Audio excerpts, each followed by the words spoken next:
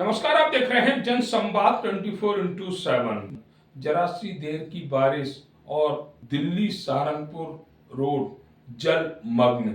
ऐसा जलमग्न जहां पर वाहन गिरते हैं, वाहन पलटते हैं, वाहनों में बैठे यात्रियों को चोटें लगती हैं। जिस तरह से देखा गया 17 अगस्त 2025 को कुछ देर की बारिश ने पूरी सड़क को जलमग्न कर दिया और उसमें वाहन पलट रहे हैं। क्या संबंधित विभागों के अधिकारी इस प्रकरण को ध्यान में रखते हुए यहाँ इस रोड से गुजरने वाले वाहनों के लिए या उन लोगों के लिए कुछ ऐसा स्थायी उपाय करके देंगे जिससे कि लोगों का नुकसान ना हो, लोग चोटिल ना हो? और ये कोई एक दिन की बात नहीं है, वर्षों से इस रोड के हालात यही हैं। यहाँ से प्रधानमंत्री नरेंद्र मोदी का निवास मात्र 15 से 18 किलोमीटर है।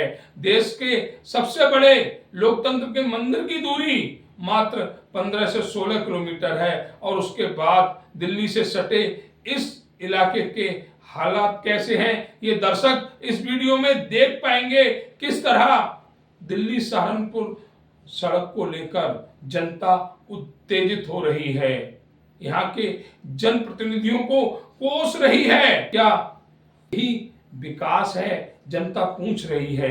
क्या इसी विकास के लिए हमने जनप्रतिनिधियों को वोट दिया? जनता जानना चाह रही है। क्या जनता के सवालों का जवाब मिलेगा? क्या क्षेत्र के संबंधित जनप्रतिनिधि और संबंधित विभागों के अधिकारी जनता के सवालों का जवाब दे पाएंगे या फिर जनता को यूं ही घुट घुट कर मरना होगा? क्या कहा दिल्ली सहारनपुर रोड के लिए वहां के स्थानीय लोगों ने? देखिए हमारी इस विशेष रिपोर्ट में। उत्तर प्रदेश की लोनी विधानसभा नंबर 53, यहाँ से लगभग 200 मीटर दूर देश की राजधानी शुरू हो जाती है। मतलब हम देश की राजधानी में प्रवेश कर जाते हैं। देश की राजधानी का सबसे नजदीक इलाका और हम कहें कि यूपी और दिल्ली को जोड़ने वाला क्षेत्र, ये रोड, इसमें कहीं अगर रोड नजर आता हो, कहीं पर भी अगर सड़क नजर आती हो, तो हम कह सकते हैं कि हम उत्तर प्रदेश और दिल्ली के बॉर्डर पर खड़े हुए हैं। अगर हम अभी ये कहें कि हम एक नाले और राष्ट्रीय राजधानी दिल्ली के बीच खड़े हुए हैं तो कहना गलत नहीं होगा। यहाँ पर जिस तरह से ये हमारे ऑटो चालक हैं, भैया सबसे पहली बात इन्हीं से ही करेंगे। क्या कह रहे हैं आप? देखना भाई इस रोड का क्या हाल है, क्या कर रहे हैं ऐसे बीजेपी नेता का क्या फायदा है? नहीं, बीजेपी हो या कांग्रेस हो, सरकार है कोई भी हो, हाँ तो ये तो गलत है। ये देखो ना क्या हो रहा है। अच्छा, इसमें ऑटो वगैरह निकलना मुश्किल है। अरे निकलना क्या, देख रहे हो पहाड़ के से ऊपर से निकालनी पड़ रही है। तो ये कहना भैया का कि जिस तरह से ये सड़क है, सरकार पर सीधा सीधा दोष जाता और ये दोष जाना भी चाहिए, क्योंकि सरकार अगर जो उत्तर प्रदेश में है उसी का कार्य है ये सड़कें बनाना। और अगर इस तरह की सड़कें आम जनता को मिलेंगी जिन्हें निकलने को रास्ते नहीं है, यहाँ पर सुबह से कई हादसे हो चुके हैं, ई रिक्शा पलट चुके हैं, ऑटो पलट चुके हैं, और उसके बावजूद भी अभी तक ना ही सरकार के अधिकारी, ना ही सरकार के वे जनप्रतिनिधि जो बड़ी बड़ी बातें करते हैं, यहाँ पर इस स्थान को देखने के लिए नहीं आए हैं। अगर सीधे सीधे कहें तो इसमें लगभग घुटनों पानी यहाँ पर ये हो चुका है। यहाँ पर कैसे आदमी निकलेंगे, कैसे यहाँ से व्यक्ति जाएगा, बड़ा सवाल खड़ा करता है सरकारों को और जनता को। ये गड्ढा यहाँ पर घुटनों पानी, और जितना हम आगे जाएंगे पानी गहरा होता चला जाएगा। सरकार पर जब बात आती है तो सरकार कहती है कि नहीं हमने ये कर दिया वो कर दिया, और सरकार है किसी की, हम कांग्रेस भाजपा सपा या आम आदमी पार्टी की बात नहीं करेंगे, हम बात करेंगे उस जनता की जो खामियाजा भुगत रही है। यहाँ पर साथी खड़े हुए, युवा साथी खड़े हुए हैं, उनसे भी जानकारी लेंगे। भैया आपका नाम? जी अमलेश शुक्ला है, मैं फतेहपुर जिला का हूँ। अच्छा। और यहाँ पर मैं आया था ड्यूटी करने के लिए, मेरी ड्यूटी भी नहीं मिली है। एमसीडी टूल में काम करता हूँ और ये जल भराव की वजह से मैं खुद पीड़ित हो गया हूँ। आज 3 बजे से मैंने खुद यहाँ देख रहा हूँ, कोई मेरी व्यवस्था नहीं कर रहा है। कोई व्यवस्था नहीं कर रहा। और भैया एक जुड़े हुए हैं, आपका नाम?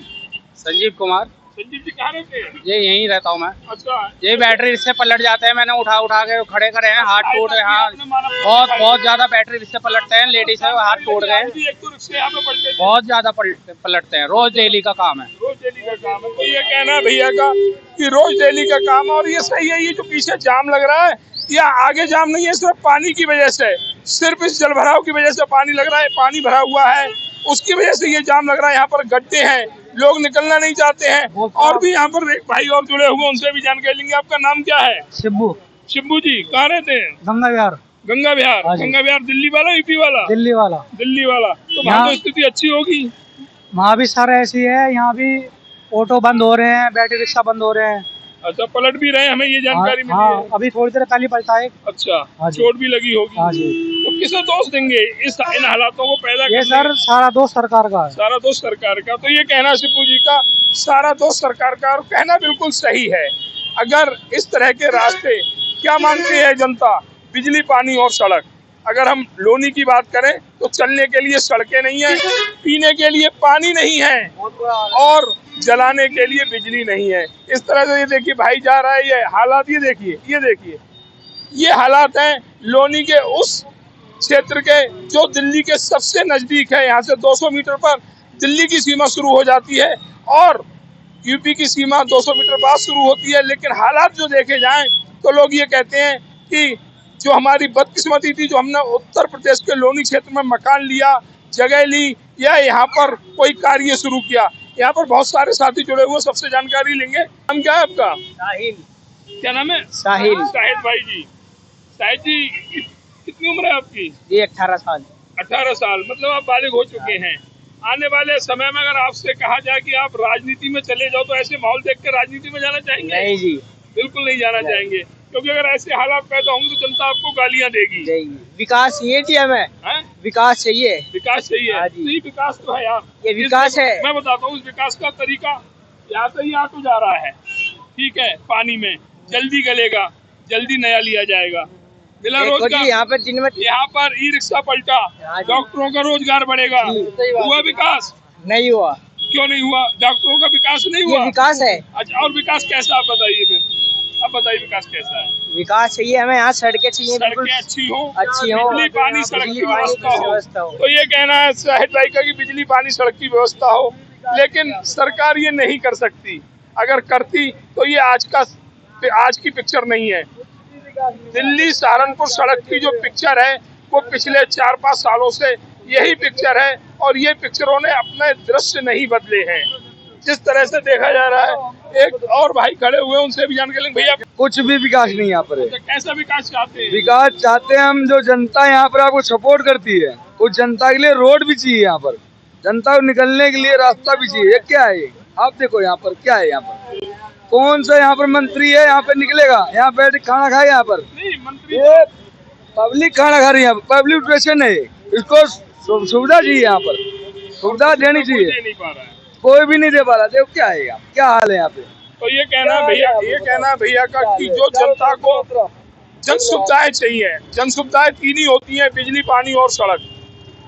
इन सुविधाओं को से भी सरकार अगर जनता को वंचित रख रही है तो सरकार है ही नहीं, उसके जनप्रतिनिधि है ही नहीं। वो काम ही नहीं कर रहा है। जिस हिसाब से देखा जा रहा है, अगर नीचे वाले ना वो काम नहीं कर रहे हैं। लोग चोटिल हो रहे हैं, सरकार लोग गिर रहे हैं, रिक्शा पलट रहे हैं। भैया का गुस्सा कुछ ज्यादा ही बना हुआ है। एक भाई और जुड़ो, आपका नाम? नीचे के दलाल काम नहीं कर रहे हैं। सरकार अपना काम कर रही है। हरदीप जी। हरदीप जी, क्या लेके आ रहे हैं? दूध लेकर के आ रहे हैं सर। लेकर के आए तो बड़ी मुश्किल से गुजर के आ रहे हैं। आप खुद बताएं कहाँ से निकले? अब यहाँ पर देख करके हमने सोचा कि परेशानी को बोल दें तो कुछ हल हो जाए। अब कहाँ लेकर के जाएं? पैदल है, पूरी चप्पलें, कपड़े सब गंदे होते हैं हमारी साथ ही। कहना हरदीप जी का कि निकलना मुश्किल नहीं, नामुमकिन है। यहाँ पर ये देखिए छोटे छोटे बच्चे, ये जाम पूरा लगा हुआ है, और ये सिर्फ एक गड्ढे की वजह से। और दिल्ली सहारनपुर पूरे रोड पर इसी तरह का जल भराव है, इसी तरह के गड्ढे हैं जो जनता को नुकसान पहुंचा रहे हैं, उनके वाहनों को नुकसान पहुंचा रहे हैं। लोग इधर आने से डर रहे हैं।